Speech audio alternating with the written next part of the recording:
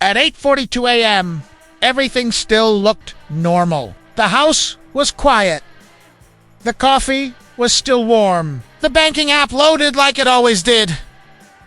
Then the number appeared, and in less than 3 seconds, a life built over more than 20 years collapsed. Not because of a scam.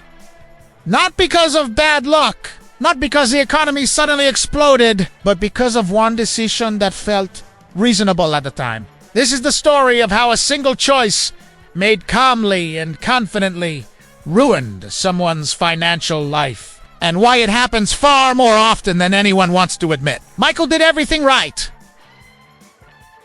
He didn't grow up rich. There was no inheritance waiting for him. No lucky break that changed everything overnight. He studied hard, got a stable job, saved consistently, year after year. By his mid-30s, Micah had quietly built what most people spend their whole lives chasing: a house with real equity, a solid, predictable career, a growing retirement account, no credit card debt. Nothing flashy, nothing dramatic, but it was strong. It was stable. It was boring. And in personal finance, boring is usually a compliment until boredom meets temptation. The opportunity didn't arrive loudly. There was no aggressive salesperson, no late-night seminar, no obvious red flags. It arrived disguised as logic. A colleague at work mentioned an investment during a casual conversation. Not a get-rich-quick scheme. Not crypto hype or lottery dreams. A smart leverage play. Real estate. Adjacent. Taxi. Backed by clean spreadsheets, professional presentations, and confident explanations. "You're already doing well," the colleague said. "This is how people like us move faster. People like us." That phrase stuck. Michael wasn't reckless. He didn't gamble. But he believed in optimization. And this decision felt like optimization. The idea was simple. Borrow against the equity in his home. Invest that money into a private opportunity with higher returns. Earn more than the interest. Keep the difference. On paper, it worked perfectly. Historical returns looked solid. The downside was described as limited. Everyone involved sounded experienced and calm. Michael hesitated. Then he asked the most dangerous question in finance. What's the worst that could happen? Here's the part no one likes to talk about. Bad financial decisions rarely feel reckless in the moment. They feel responsible. Michael didn't rush. He researched. He ran the numbers. He asked questions. But he made 3 quiet mistakes. He assumed past performance meant future stability. He underestimated how leverage amplifies everything. And he treated risk like a spreadsheet problem instead of a life problem.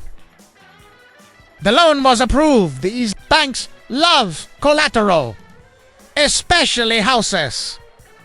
Within weeks, the money moved, and for a while, it worked. Quarterly statements showed gains. Returns beat expectations. Michael felt smart. He checked the numbers more often. Then he started planning around them. Better vacations. Looser budgeting. Mentally spending profits that hadn't arrived yet. That's when the decision stopped being financial and became psychological. The problem didn't show up all at once. There was no crash, no headlines, no warning sirens. Just small changes. A delayed update. An email that took longer to answer. A vague explanation about temporary liquidity issues. Then the environment shifted. Interest rates rose. Credit tightened. Property values stopped climbing. The investment didn't collapse. It froze. Withdrawals were paused. Statements stopped updating clearly. Communications slowed, but the loan never paused. Payments continued. Interest compounded. Stress crept in. Michael told himself it was temporary. It always feels temporary until it isn't. The call came on a Tuesday. The investment was restructuring. That word sounds professional. Orderly. What it really meant was this. Your money is locked, or impaired, or gone. Michael sat in silence, then opened his banking app. The mortgage balance was still there. The investment value was uncertain. His cash reserves were shrinking. He tried to sell his position. There were no buyers. He tried to refinance. Rates were higher now. The house he once saw as security had become a pressure point. Payments increased. Sleep disappeared. Anxiety moved in permanently. He stopped contributing to retirement, then drained his emergency fund, then relied on credit cards just to stay afloat. Michael didn't go broke overnight. He unraveled slowly, which was worse.